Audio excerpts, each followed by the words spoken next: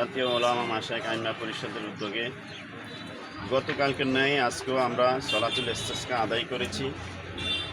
গুনার কারণে, মানুষের অন্যায়ের কারণে, জুলুমের কারণে আল্লাহ পাক রব্বুল আলামিন বৃষ্টির জন্য আকাশের দরজা বন্ধ করে দিয়েছেন আমাদের গুনার কারণে। আজকে আমরা ধর্মপ্রাণ মুসল্লিদেরকে নিয়ে আমরা আল্লাহর কাছে তওবা করেছি, আমরা গুনাহ থেকে মাপ চাইছি, দেশবাসীর সকলের জন্য দোয়া চেয়েছি, আল্লাহর কাছে আমরা রহমতের বৃষ্টি কামনা করেছি। আল্লাহ তাআলা যাতে করে রহমতের বৃষ্টি নাজিল করে দেশের ভিতর স্বস্তি ফিরিয়ে দেন।